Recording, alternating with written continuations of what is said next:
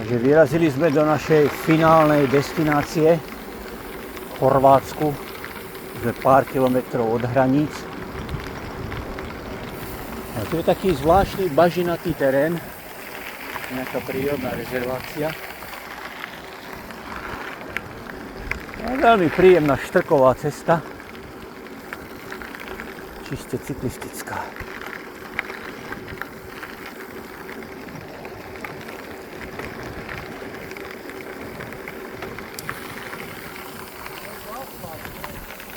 Istrijská nektarinka. V júni. Prvých tohtoročná úroda. Neuveriteľné. A zároveň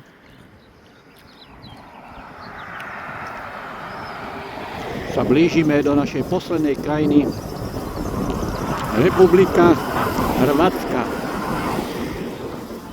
Tu je niekde aj vlajka. A dobrý vetrík. Nie je však horúco, len 31 stupňov. Lebo na Slovensku to ťahá k 40. Ešte som chcel dodať, Palino, že všimol si dva najčastejšie názvy v Slovinsku, tabule popri ceste, čo sú. Je pozor. Ako to je? Pozor, pozor, kolesári. To je pozor cyklisti, pozor kolesári. A potom pozor otroci, čiže pozor deti. To len tak, keby niekto nevedel. Predstav si, narazili sme na Dário a pomôže nám zobrať, vlastne zobere nám bicykle na Slovensko, všetky tri, šťastia jak sviňa.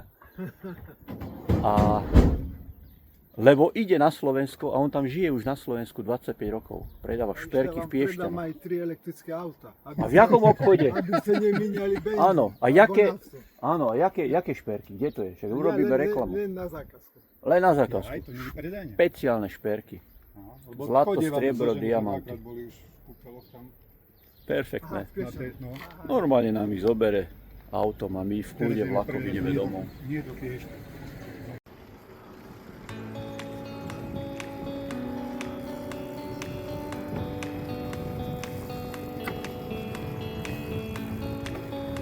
Maličko mestečko Umag. Jachtičky, zálivík.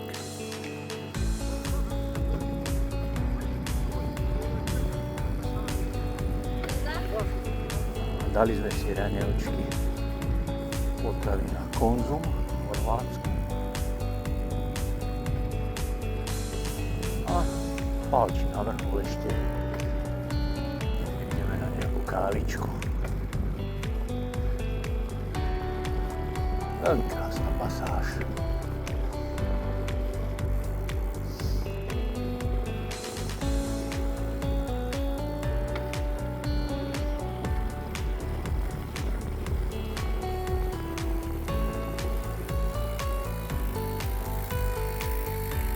Pekné mestečko páči, že?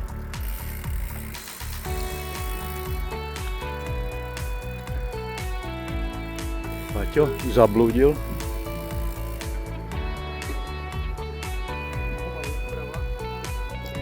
A ešte tu máme tieto chorvátske vody, jadranské, s bezvadným borovicovým lesíkom v pozadí.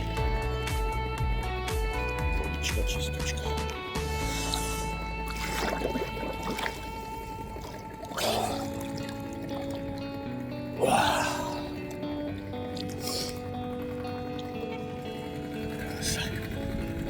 Paddleboard.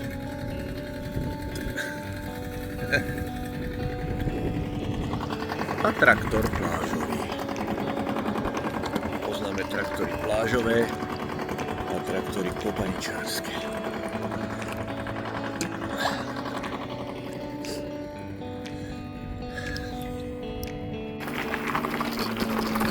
Ideme takouto bezvadnou trasou v rámci objavovania nových miest na Istrii. Volá sa to Parenzáda Trail, čiže bývalá železnica, ktorá bola zrušená v roku 1930. úzkorozchodka. Ale úplne bez aut.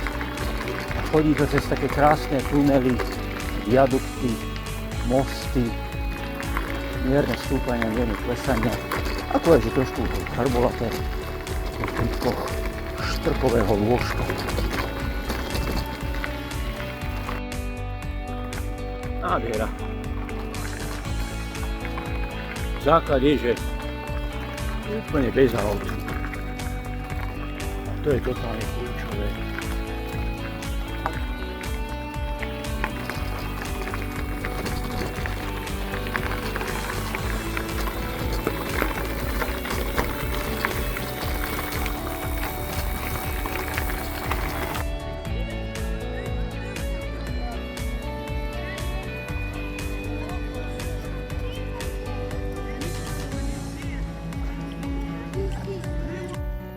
Lúčime sa s našim bungalovom po 3 dňoch a 3 nociach a týmto krásnym borovicovým hájikom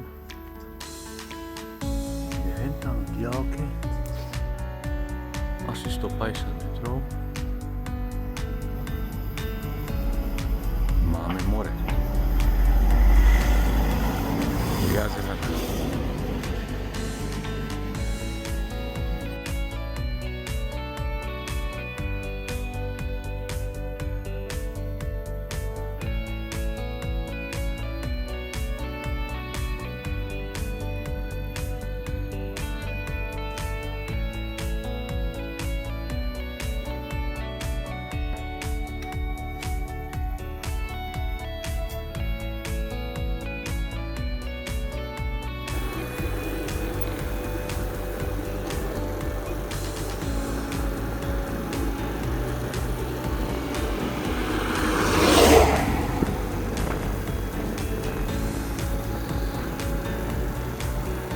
Posledné kilometre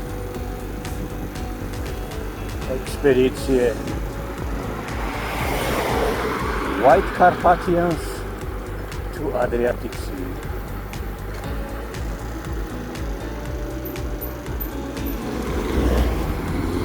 Stále polovstvo Istria. Bunkáši.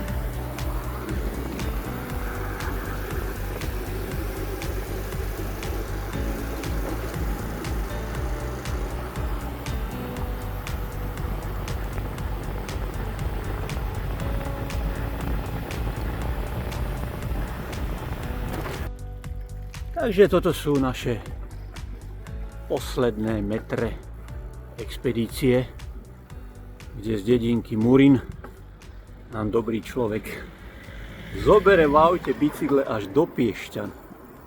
Slušné šťastie. Takže ideme do cykloobchodu Davon Bike, kde nám dobrí bratia pomôžu.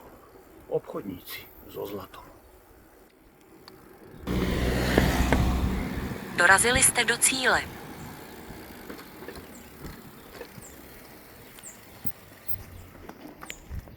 Toto je naša finálna destinácia.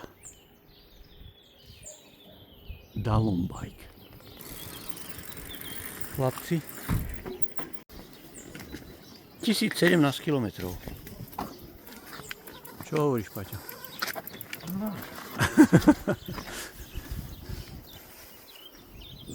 Vieš, ak keby človek vystúpil na Mount Everest, keď si na vrchole, tak to moc nevnímaš, ale uvedomíme si to až za pár hodín, dní, respektíve týždňov. Zajtra sa budeme už len tak poflakovať od dneska do zajtra 24 hodín v meste Umag, kde teraz pôjdeme peši cca 3,5 km. Tade. No a odtiaľ autobusom do Trieste, z Trieste vlakom do Viedne, s prestupom do Blavy. Tam dojdeme o polnoci.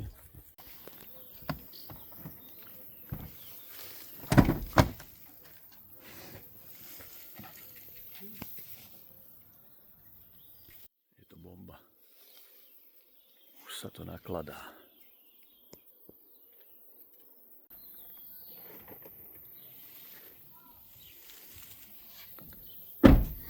To je dobre.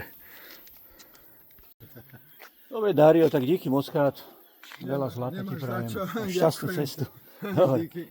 Čau, kamarát. Aj vám všetko Nazdar, najlepšie. nazdar. Všetko dobre. Dobre, ideme na to. No čo je fešák? Poď sem.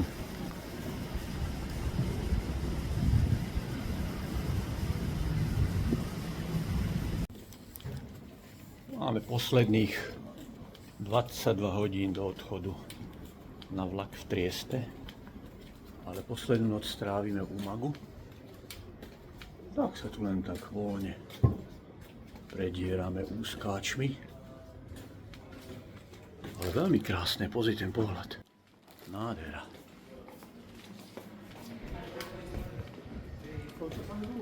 35 stupňov v tieni, vysoká vlhkosť, veľmi pekná. Páči mu sa ľúbi táto miestna reštika. Možno si večer dáme nejaké rybe.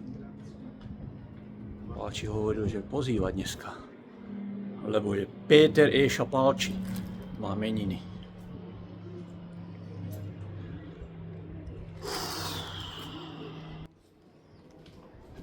Krásne mestečko.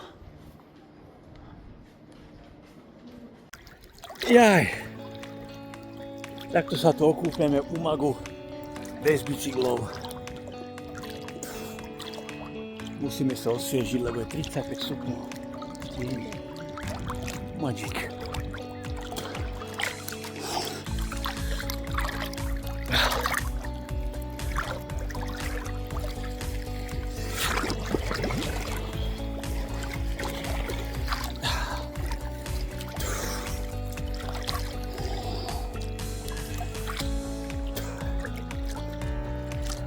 A pozri, hen tá páči. Ešte plachetnice. Tam sú asi delfíny, alebo čo?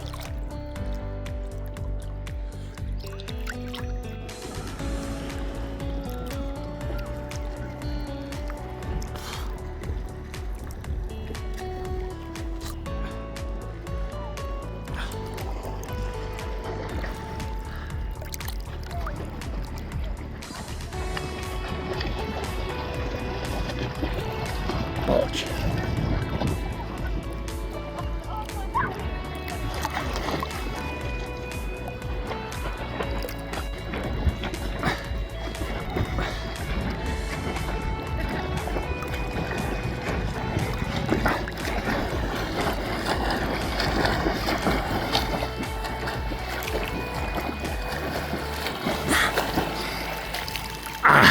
Dobre padlo.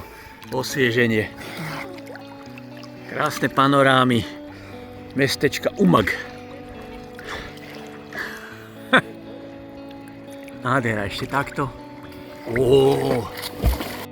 Krátka panika.